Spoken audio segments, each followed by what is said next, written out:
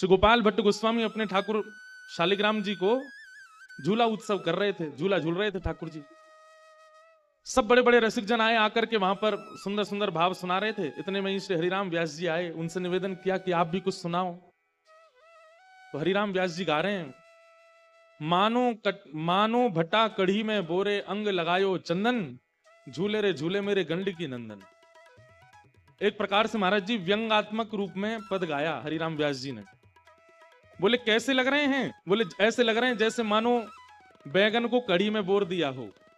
बैगन को कढ़ी में बोर दो तो उस पर अपने आप पीला पीला कढ़ी लग जाती है, तो ऐसे ही लग रहे हैं शालिग्राम भगवान के ऊपर जो चंदन लगा है, तो ऐसा ही लग रहा है जैसे कि मानो बैगन कढ़ी में बोर दिया हो। अब उन्होंने तो ऐसे ही आनंद में गा दिया, लेकिन गोपाल भट्ट गोस्वामी जी को बड़ी वेदना हुई इस भाव से। जैसे श्री गोविंद देव जी के नाक है, मुख है, आंख है, कान है, हाथ है, चरण है, जैसे श्री मदन मोहन जी का सौंदर्य है, जैसे श्री गोपीनाथ जी का सौंदर्य है, ऐसे आपका क्यों नहीं है? इस वेदना से अपने शालिग्राम प्रभु के सामने रुदन करने लगे।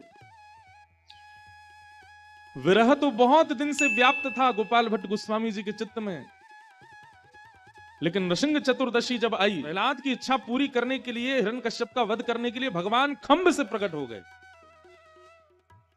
जब ये बात कथा में गोपाल भट्ट गोस्वामी जी ने सुनी, तुरंत उठ करके अपने ठाकुर जी के पास गए और बोले कि प्रहलाद के लिए आप खंभ से प्रकट हो सकते हो, तो खंभ तो फिर भी एक सामान्य ईंट पत्थर का बना होता है, आप तो साक्षात शालिग्राम हो, क्या मेरे लिए आप शालिग्राम से प्रकट नहीं हो सकते? और इस वेदना से, इस करुण पुकार से, इस विरह भाव में रुदन करने लगे श्री गोपाल भट्ट गोस्वामी। और उनके प्रेम के इस भाव की पूर्ति के लिए आज के दिन यानी कि बुद्ध पूर्णिमा, रात में सोए थे रुदन करते हुए, प्रातःकाल जैसे ही उठे तो क्या पाया? श्री सिंहासन पर शालिग्राम जी नहीं है, साक्षात श्री राधारमण लाल जी प्रकट हुए हैं। ऐसे सुंदर हस्त कमल, ऐसे सुंदर नेत्र, ऐसे सुंदर मुखमंडल, ऐसे सुंदर चरण, ऐसी सुंदर ग्रीवा, ऐसी सुंदर कमर, सर्वांगीण अंग, इतना सुंदर श्री राधारमण लाल जी का देख करके गोपाल भट्ट गोस्वामी एक बार तो मोहित हो गए, बलैया लेने लगे, आहा जय हो, कितने प्यारे ठाकुर।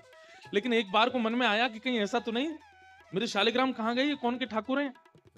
जैसे ही राधारमण लाल जी को उठाया, तभी पीछे स्पर्श हुआ, कुछ शालिग्राम जैसी शिला है, पीछे देखा तो श्री शालिग्राम जी हैं और उनमें से श्री राधारमण लाल जी प्रकट हो गए।